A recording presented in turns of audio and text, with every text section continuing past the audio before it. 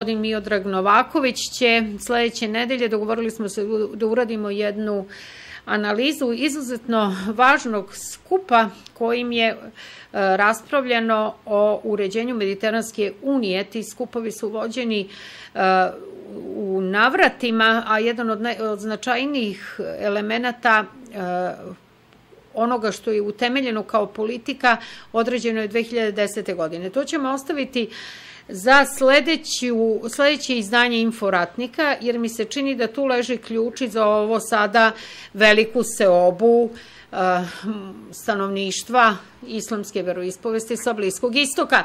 A sada, gospodine Novakoviću, gospodin Novaković je osnivač i urednik Facebook reportera. Molim vas za komentar ovoga što se događa u vezi sa Srebrenicom. Izvolite, da vam ne oduzivam vreme. Dakle, deklaracije, rezolucije u predstavničkom domu u Sjedinjenim Američkim Državama, Evropski parlament, ruski veto u Ujedinjenim nacijama, ali potom ono što je usledilo, to je predsedavajući OEBS-a koji omogućava da se predlažu rezolucije o Rusiji kao agresoru na Ukrajinu. Pa evo, molim vas da sve to prokomentarišete za naše slušaoce, za naše inforatnike. Dobar dan. Pa ovo što se desilo Vučiću može najkraće da se opiše rečenicom ko s đavolom tikve sadi. Mislite da nije režija Alestera Campbella, gde treba ponovo da se stvori ta slika? Mislim da se popljuju u Srbiji maksimalno, a Vučić to sigurno uživa dok je po Kuriru ljutito gurnuo kišobrane, kao on trpi šta trpeti mora. Pa Vučić je, ako ste čitali rezoluciju Evropske unije o genocidnosti Srbije, znači ta ista unija koja navodno želi da nas primi, je usvojila rezoluciju o genocidu pre neki dan. Jedna stavka te rezolucije je bio zahtev da Vučić mora da ode u Potočare, da mora da ode da se pokloni žrtvama navodnog genocida i na taj način indirektno i prizna genocid u ime, pošto je on šef srpske države, znači u ime srpske države. On je to uradio. Ovde se radi o tome da za razliku od Srba, ja bih rekao drugosrbijanaca u Srbiji, koji imaju veoma kratko ili nemaju nikakvo pamćenje, muslimani u Bosni imaju veoma dugačko pamćenje i oni se veoma dobro sećaju Vučića, radikalskog četnika, dobrovoljca u odredu vojvode Momčile Aleksića na Palama, Vučića koji u parlamentu javno za govornictvom vikao da za jednog ubijenog Srbina treba ubiti 100 muslimana. Tako da ova njihova reakcija je po meni sasvim očekivana, sasvim prirodna, a Vučić je po meni ispoljio određenu vrstu političkog mazohizma, jer on je u stvari želeo da bude napadnut. Vi ako gledate njegove egocentrične, melodramatične nastupe u medijima, gde on uvek sebe prikazuje kao žrtvu, gde sebe poistovećuje sa Isusom koji će primiti na sebe sve grehe srpskog naroda,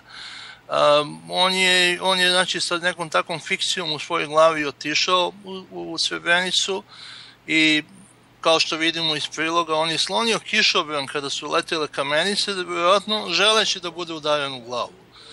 I mi smo svi znali pre ovoga da je on udaren u glavu, ali sad je i bukvalno fizički udaren u glavu. Ja se nadam možda ovoj udarac da će da ga opameti, da se vrati u onu staru, dobru četničku normalu koju je bio nekada. Ali vidjet ćemo. Znači, sve to jeste jedna smišljena igra nakon katastrofalnog poraza britanske rezolucije koja nikad nije usvojena, nije prošla u Savetu bezbednosti. Usledila je određena odmazda zapadnih centara moći, oni dalje rade na satanizaciji Srba, oni dalje žele da stvore preduslove za ukidanje Republike Srpske i za demonizaciju srpskog naroda, koji je, evo baš u kontekstu te Mediteranske unije, ja sam danas čitao jedan dosta interesantan blog, engleski blog koji se zove Beating Borders, koji je još u novembru 2012. objavio članak da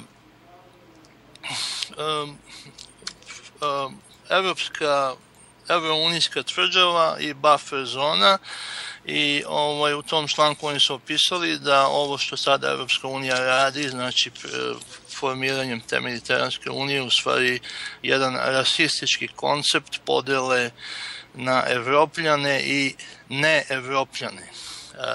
Ako u tom kontekstu sagledamo podizanje mađarskog Berlinskog zida, ovih dana koje je praćeno neofašističkim akcijama 64.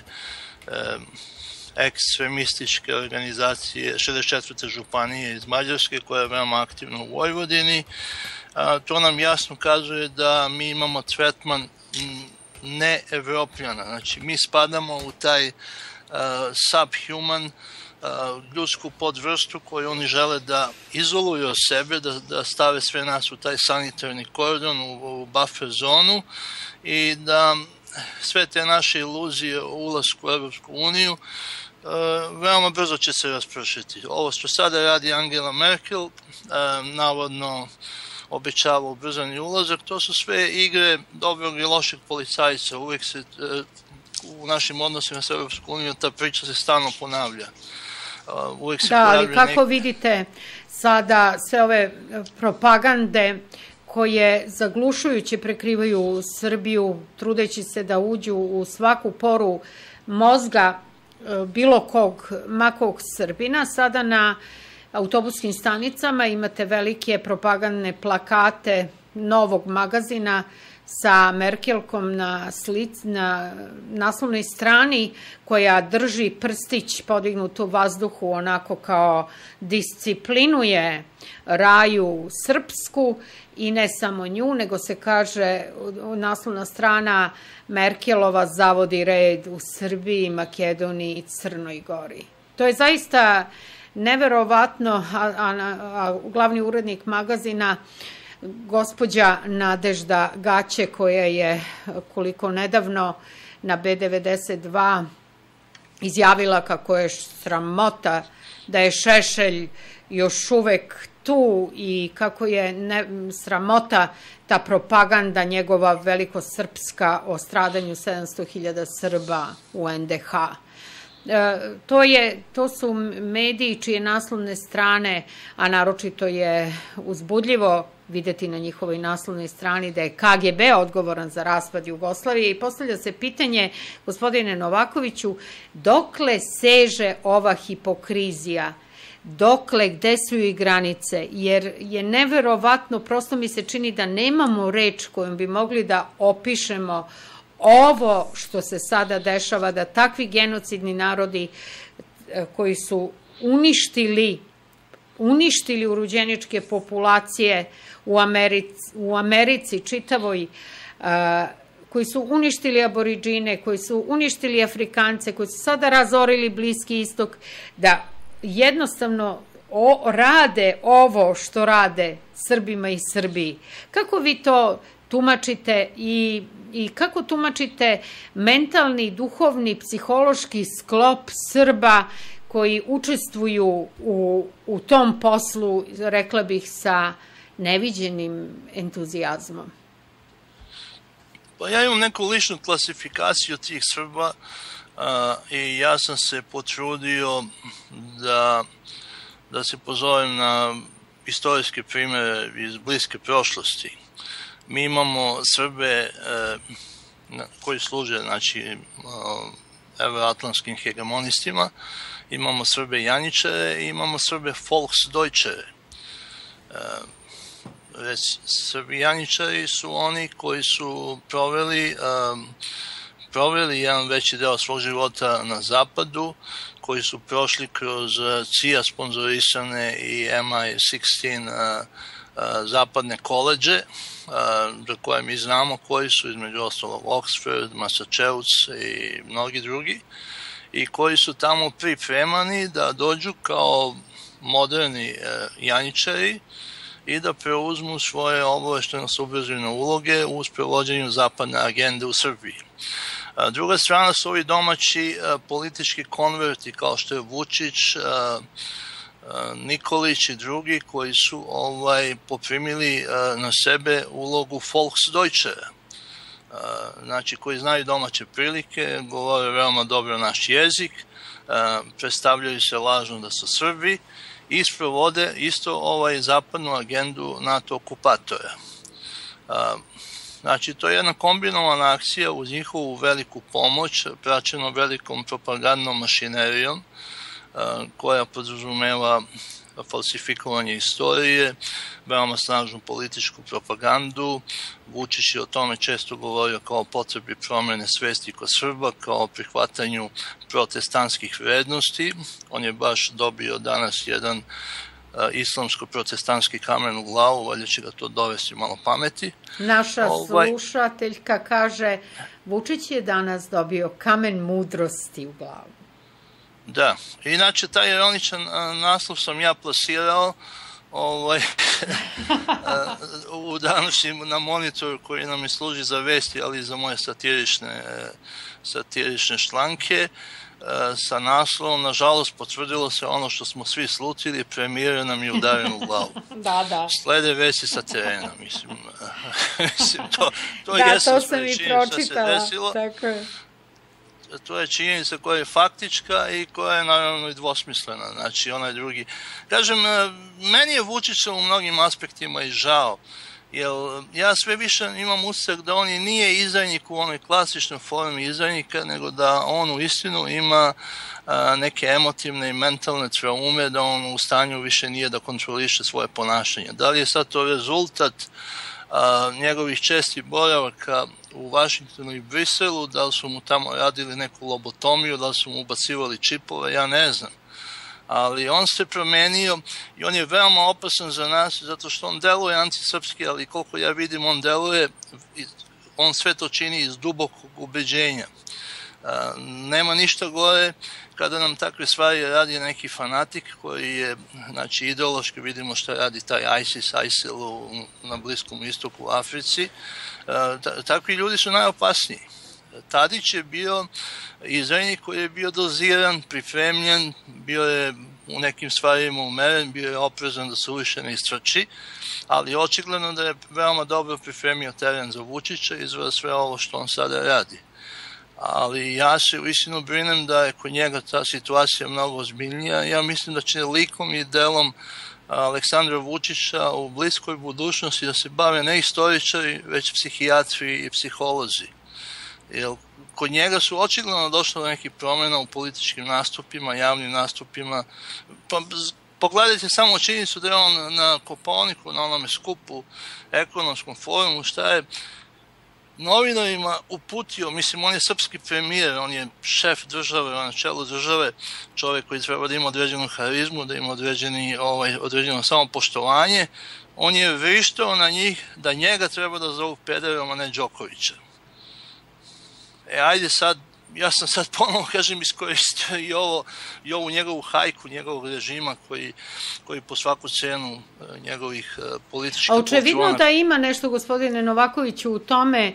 Evo i Miodrag Zarković, i to je upravo bila intuitivno ideja, čini mi se da je veoma i ovo važno što ste vi sad spomenuli, dakle to da njega treba da zovu pederom umesto Đokovića, a i Miodrag Zarković Vučić u crnom govori upravo o tome, o tom žargonskom shvatanju starogrčke reči pederastija koja u stvari označava odnos starijeg sa mlađim muškarcem. Znači nešto ima u tome ili se u stvari Vučić time uklapa u jedan određeni model lobotomije i promene svesti srpskog naroda koji je obrađen u Tavistoku, jer mi se čini veoma ključnim načina koji on to radi. On je toliko nepodnošljiv, ali toliko je sve prisutan da i oni koji su protiv njega u stvari ga neprekidno reklamiraju jer postavljaju i njegove slike i ono što izjavljuje na svim naslovnim stranama i na taj način svi govore o tome. Što je u stvari vrsta uticaja? I čini mi se da nešto postoji tu vrlo ključno o čemu treba obratiti pažnju. Veoma egocentrična i veoma emotivno nestabilna ličnost. Ali najgore je što je on uspeo da izgradi određeni kult lidera, da je okružen fanaticima. Evo recimo sad kad je bilo to glasanje za ili protiv britanske rezolucije u srpskoj vladi, veoma indikativan stav Vulina. Svi su imali stav. Mi znamo da su 3 osobe, 2 ministarke i 1 ministar bili za, pa su neki naknadno povlačili potez za genocidnu rezoluciju protiv vlastitog naroda. Ali Vulinova izjava je bila: ja nemam svoj stav, ja zauzimam stav koji zauzme Aleksandar Vučić. Znači, kada god stav onda zauzme, on se slaže sa tim. Što je također deo te strategije delovanja. Da, on je tip čoveka koji ako Vučić ode danas na Savski most da skače sa mosta, Vulin bi vjerojatno za njim bez razmišljanja skočio. A nije li to neka vrsta ludila koja je normalizovana? Pa jeste. Dakle, mi imamo normalizovanu šizofreniju i ludilo u svakodnevnoj politici. I ništa drugo. To je jedno ekstremno idolopoklonstvo koje možemo danas možda da vidimo jedino u Severnoj Koreji, na primjeru John Kima. Pa jeste. U mnogim aspektima je tako. Vidite koja paranoja vlada kako hapse ljude.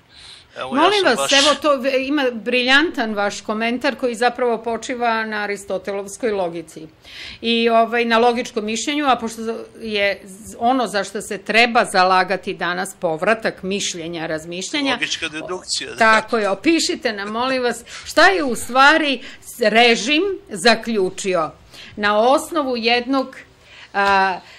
jedne rečenice na Facebooku.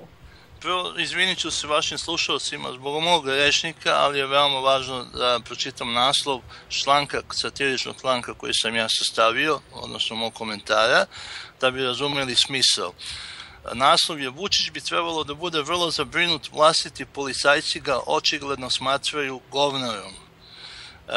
Sad, to nije proizvod moje mašte, pokvarene ili bilo kakve, to je proizvod činjeničnog stanja, događaja koji se desio nedavno u Aleksincu, kada je građanin, i to ugledni građanin Aleksanca Dejan Milojević, koji ima neki svoj status na Facebooku, objavio na Facebooku šaljivi status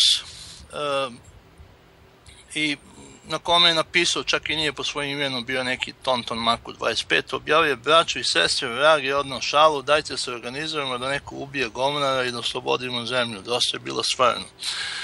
Sad, šta se radi o tome? On je to napisao u šaljivom tonu i svi komentari su nakon toga bili šaljivi. Znači, nije tu bilo nikakvog konkretnog poziva da se neka određena ličnost ubije, da se određena grupa organizuje po tom pitanju bilo šta. Ali interesantna reakcija policijskih režimskih organa, odnosno tog odelenja za visokotehnološki kriminal, koje je prepoznalo u reči govnar Aleksandra Vučića. Da, prosto nevjerovatno je, čovek nije napisao govnar, nije napisao Aleksandar Vučić, već je rekao samo... Nije ništa identifikovao. Da, i bio je uhapšen. Zato što je po njima napao Aleksandra Vučića i ugrozio bezbednost premijera. Evo, to je veoma kratak komentar, ja ću da vam pročitam. Srpski premijer Aleksandar Vučić bi trebao da bude vrlo zabrinut. Vlastiti policajci, po našim saznanjima, većinski ga očigledno smatraju govnarom. Kako drugčije objasniti činjenicu da je šaljivu Facebook pretnju građanina Dejana Milojevića iz Aleksinca ubistvom nekog imaginarnog govnara, režimska policija, elitni SBPOK, bez razmišljanja protumačila u zagradi ubistvo govnara kao pretnju atentatom na našeg dišnog premijera Aleksandra Vučića.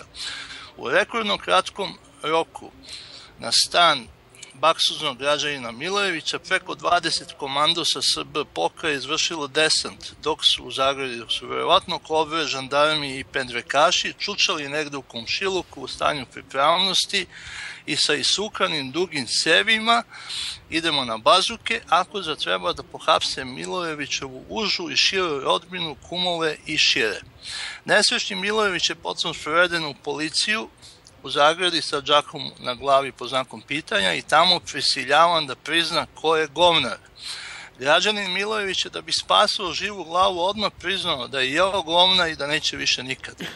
Pošto su promućeni policajci sa malim višečasovnim zakašnjenjem shvatili da je govnar mogao da bude i bilo koji drugi član vlade, pa čak i predsjednik naše oglođene države, izvinili su se nesrećnom Facebookovcu Dekiju i potom su mu oprostili što su ga tukli. Slučaj je stavljen u ad acta, a govnaru nije zafalila ni dlaka z glave, bar za sada, a sad za glavu vidjet ćemo. A kao što smo videli danas u Potočarima, i glava mu je oštećena, odnosno udareni u glavu. Da, sreće što nismo rekli da je govnar.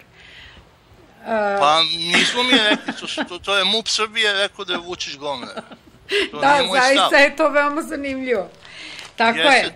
Oni su to zaključili i prema tome apsolutna upotreba dedukcije, izuzetno uzbudljivo. Vidimo kako tumačite, evo i dalje stižu poruke oduševljenja dočeku premijera Vučića u Potočarima. Muslimani, braća, poturčenjaci, kako ih sve nazivaju, ali komentari su u stilu pa mogli ste još jače, još bolje da ga dočekate, pa niste bili dovoljno glasni. Sve u svemu, rekla bih, dosta oduševljenja. U stvari, to nije više antivučićevski, taj antisrpski sentiment bi trebao da bude veoma zabrinjavajući za nas. Ja sam ovih dana posećivao dosta muslimanskih foruma i tu su bukvalno pravi pozivi na rat i na istrebljenje Srba u prvoj fazi u Republici Srpskoj, a onda Srba u Srbiji, znači preko Raške, odnosno Sandžaka. I jasno je da se to priprema i Guskova, gospođa Guskova, profesor doktor, je nedavno izašla sa upravo predviđanjima da će terorističke akcije krenuti u avgustu mesecu i mi smo u prošloj emisiji govorili o toj neverovatnoj opasnosti u kojoj se mi nalazimo, jer mi jesmo u ulozi glinenih golubova. Mi ne znamo ko ulazi u našu zemlju, u kojoj meri, gde se sve stacionira i šta se tu uopšte dešava. U pitanju je jedna izuzetno ozbiljna situacija i molim vas da s tim u vezi, evo malo smo se i našalili povodom ovog dočeka premijera Vučića u Potočarima, naročito je to zanimljivo sa aspekta kako naši to slušaoci doživljavaju, međutim, recite kako po vama, očevidno je da se sve više razbuktavaju te pretpostavke za napad na Srbe kojima su eto već 15 godina vezane ruke i noge, kojima su zavezani i usta i oči, i koji su bačeni u živi pesak. Ja ne vidim drugu metaforu za ono što se nama događa. Ne, to sam teo da kažem, samo nešto da raščistim. Mislim, Vučić je u Potočarima dobio ono što je tražio, ali sramota je da premijer srpske države bude izložen takvom fizičkom i verbalnom nasilju i to je nacionalna sramota za našu državu. Ali, kažem, to je opet sve najviše njegovom ličnom greškom, ne greškom srpskog naroda. Što se tiče svega ovoga što se dešava, mi moramo da shvatimo jednu stvar. Od 5. oktobra 2000. godine, od tog zapadno sponzorisanog obaveštenog subverzivnog puča i nasilne promene vlasti u Srbiji. Imamo nekih prekida, evo samo malo pogledam. Prozapadni režimi. Evo, molim vas samo, gospodine Miodraže, samo molim vas krenite. Ja čujem vas dobro. Da, imali smo prekid. Samo ovu posljednju rečenicu od početka, znači od promene, sponzorisane promene režima u Srbiji od 5. oktobra. Eto, molim vas odatle. Da, evo, znači, odatle ću. Srbija je svo vreme demilitarizovana, pacifizovana, mentalno i nacionalno štrojena. Tako da smo mi pretvoreni u jedan mek, savitljiv i veoma poslušan narod koji nije svestan opasnosti u kojoj se danas nalazi. Istovremeno, mi se nalazimo u predatorskom grotlu. Mi smo okruženi militantnim nacijama, militantnim državama koji imaju aspiracije da šire svoje teritorije na račun ove već teritorijalno i u svakom drugom vidu osakačene Srbije. U Bosni, u Raškoj postoje vehabijski centri, postoje kampovi gde se ekstremisti uvežbavaju, pripremaju. Na jugu Srbije, konkretno u selu Velikom Trnovu, postoji verovatno teroristička jedinica jačine bar jedne brigade koji su do zuba naoružani. Naša policija tamo ne sme ni da primiriše. Tamo su nam ubili policajca, nikad nisu hapsili ubicu, tamo nam pucaju na graničare i sa Kosova upadaju u srpska sela, rade šta hoće. Naša srpska država za to nema resurse, ali zato ima resurse da na Trgu Republike i u centru grada hapsi našu srpsku omladinu koji demokratski protestuju, traži svoja ljudska i nacionalna prava. Tako da smo mi u jednoj veoma nezgodnoj situaciji. Mi vidimo šta se sad dešava, ovaj militantni nastup 64. neofašističke županije koja podržava Berlinski zid između Srbije i Mađarske. Moramo da naglasimo da taj Berlinski zid nije mogao da bude podignut bez saglasnosti Brisela, jer Evropska unija je jedna unitarna tvorevina, autokratska naddržava, gde sve članice moraju da slušaju svog gazdu u Briselu. Znači, to je sve planski smišljeno. Oni ne vide zlo samo u tim islamskim i drugim imigrantima koji stižu sa roga Afrike, iz Azije, Bliskog istoka. Oni vide zlo i u Srbiji. Znači, ta netrpeljivost, uostalom Nazem Roja je upozorio na taj faktor da u Vojvodini 1/3 stanovništva nisu Srbi i da će to biti u budućnosti veoma plodno tle za budući separatizam i za dalje raspračavanje Srbije. O tome ćemo sledeće nedelje temeljno razgovarati. Ja vas molim sad, evo, naš slušalac Drago Šubara nam javlja, kaže, vidite, pogledajte ovaj niz događaja zadnjih dana. Engleska rezolucija, dešavanje u Srebrenici, našega G, dodela 3 boda Albancima, isporučivanje kapetana Dragana, američki senat jednoglasno proglašava Srbe genocidnim, isto tako i Evropski parlament, ruši se spomenik srpskim policajcima u Preševu i verovatno sam nešto zaboravio. Da, zaista je dobro što nam je slušalac tako poslao pregnantno nekoliko izuzetno dramatičnih, svaki pojedinačno je toliko dramatičan. Jasno je da je ovde sada na delu neka završnica planova za koje mi znamo koji su, jer su napravljeni.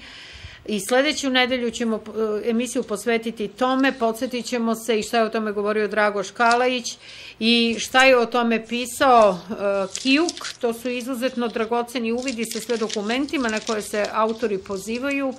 Analizirat ćemo i ove skup u Mediteranu 2010. godine, o čemu je pisao Magdi Darius na Zemoraja, jer čini mi se i analizirat ćemo naravno i neke mape, gospodine Novakoviću, u koje ste vi upućeni, a to su mape o prekrajanju Bliskog istoka i o novom Bliskom istoku, odnosno takozvanom velikom Bliskom istoku. Čini mi se sve sada tu ulazi u igru i red je da znamo o čemu se radi, a i da se pripremamo. Sve dobija konačni oblik, da. Da. Imate li nešto da samo prokomentarišete ovo što je slušalac napisao? Zaista je izneo nekoliko bitnih elemenata, plus priključimo tome i sprečavanje od strane srpske policije članovima pokreta Dveri, odnosno sada stranke Dveri srpske, da pređu u granicu i odu u mesta gde će se pokloniti srpskim žrtvama. Da, pa vaš čitalac je u stvari to analitički mnogo bolje sažao i od mene, tako da to jeste suština. Ovo na šta je on ukazao, to je sve deo jednog plana. Znači jednog plana demonizacije naše nacije, jednog plana demontiranja naše nacije, znači priprema terena za ne samo demontiranje Republike Srpske, već i Srbije kroz projekat regionalizacije koji je Srbija potpisala sa Evropskom unijom 2008. ili 2009. godine, nisam siguran, ali taj projekat podrazumeva jugoslavizaciju Srbije, podrazumeva uspostavljanje dva veća, slično konfederalnoj Titovoj Jugoslaviji, dva veća u Skupštini Srbije, veća regiona i veća građana, gde bi se većima regiona dalo pravo veta, gde bi im se dala veoma široka prava uspostavljanja diplomatskih predstavništava, ekonomska, lokalnih policija i šta znam, što bi sve vodilo u eventualno teritorijalno raspračavanje Srbije, jer ti regioni bi se formirali praktično po etničkom principu i taj projekat podrazumeva po nalogu Evropske unije da se, tu je u stvari zahtev da se pripadnicima tih regiona dozvoli da budu povezani sa svojim etničkim maticama, znači muslimani sa Turskom, Mađari sa Mađarskom, Hrvati sa Hrvatskom i da od njih primaju određenu finansijsku i drugu podršku u svom radu i opstanku. Znači direktno mešanje stranih država u unutrašnje stvari Srbije.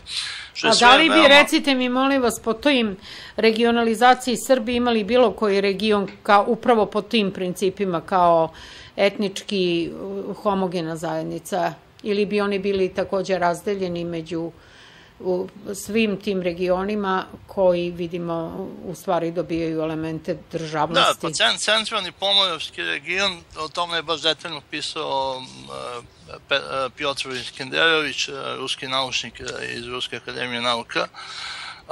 Centralni region je po tom planu osmišljen da se u njega izvrši deportacija, naseljavanje Roma iz drugih republika bivše Jugoslavije, iz drugih delova Srbije, uključujući Kosovo, znači da se svi dovedu tu, pošto bi treći grad po veličini u Srbiji tada postao budući glavni grad te romske države u stvaranju i time bi se potpuno razbio srpski etnos, pošto taj centralni moravsko-šumadijski region je po srpskom etnosu najjači srpski centar, znači tu smo gde smo apsolutna većina i oni žele tu apsolutnu većinu da razbiju kroz taj proces.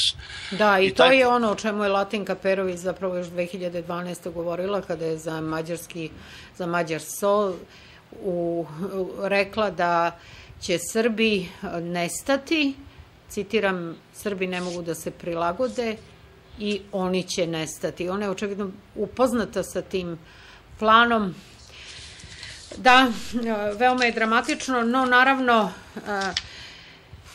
postoje i drugi planovi, a novi svetski poredak bi morao da kao projekat propadne i da se sagleda njegov kraj. Kako vama izgleda ta perspektiva, gospodine Novakoviću, odnosno jedna propast novog svetskog poretka kao perspektiva? Pa znate šta, ja mislim da će tom novom svetskom poretku doći u glavu onaj njihov stub na čemu počivaju, a to je finansijski stub. Zapadne, mislim, zbog toga postoji velika opasnost u istinu početka trećeg svetskog rata ili nekog većeg globalnog sukoba, da bi se skrenula pažnja sa ekonomskih problema u kojima se nalaze velike zapadne države. Vi ste u vašoj emisiji, mislim, imali nekog sagovornika koji je to opisao temeljito, da su praktično sve vodeće zapadne države u veoma velikim dugovima.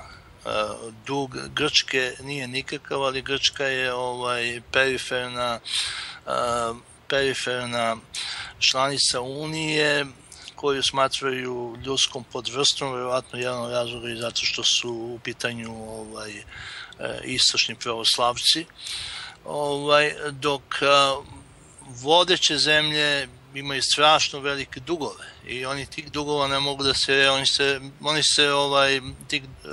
te dugove prekrivaju emisijom novca, štampanjem novca koji nema više nikakvog pokrića u zlatu. O tome je gospodin Dragaš nedavno u jednoj emisiji srpske televizije u Republici Srpskoj veoma argumentovano diskutovao. Tako da će im to doći glave. Ovih dana, recimo, ja živim u Kanadi, kanadska država prikriva podatak, mada se i na njihovim medijima o tome priča, i Svetska banka je označila Kanadu kao zemlju koja je ušla u recesiju. Sva demokratija na zapadu počiva na novcu. Kad nema novca, nema demokratije. Vi imate skoro identične, u mnogim zemljama, recimo Južne Amerike, gotovo identične političke sisteme pravljene po uzoru na Ameriku, na Kanadu, ali to su siromašne zemlje, ogrezle u korupciji, unutrašnjim sukobima, građanskim ratovima. Tamo demokratija nema ni slova D, zato što nema novca. Demokratija se kupuje. Vi gledajte, recimo, kako su civilizovani ljudi u Americi, znači u demokratskoj državi naciji, ponašali kada je došlo do većih etničkih sukoba, do većih elementarnih katastrofa. Gledajte, recimo, onu poplavu Katrina u New Orleansu, kada nekoliko sedmica nije bilo reda i zakona, kada su prvi počeli da pljačkaju prodavnice policajci. Tamo su ljudima sekli glave i na stadionu u New Orleansu bukvalno igrali fudbal sa ljudskim glavama, upadali su stanove, silovali su. Njih drži u redu i demokratiji jedino novac i prisustvo vlasti. Onog momenta kad nema vlasti, gledajte onaj LA riot što je trajao danima nakon prebijanja onog Rodney Kinga Crnca, ista situacija. Ubistva, silovanja, pola Los Angelesa je izgorelo u požaru zato što je nestalo reda i zakona, nestalo je novca i ljudi su podivljali. Tako da onog momenta kada im presuše ti izvori, oni će verovatno pokušavajući da spreče da dođe do takvog drastičnog raspada ili građanskih ratova u njihovim zemljama početi sa globalnim vojnim sukobima. To upravo sad pokušavaju da urade u Ukrajini, da uvuku Rusiju u globalni sukob. Ovo sve što su radili nama, mi smo bili probni balon za primjenu jugoslovenskog modela destabilizacije regionalnih sila svuda redom. Posle naše išla Moldavija, Ukrajina, obojene revolucije, Twitter revolucije, išli su vojni napadi na Irak, na Libiju, non stop se vrše pokušaj destabilizacije, uništenja Venezuele, Kube. Tako da mi praktično jesmo u jednom niskom obliku trećeg svjetskog rata neobjavljenog. Ako pogledate zapadne sile, oni praktično na svim kontinentima učestvuju u nekim oružanim sukobima u većoj ili manjoj razmeri.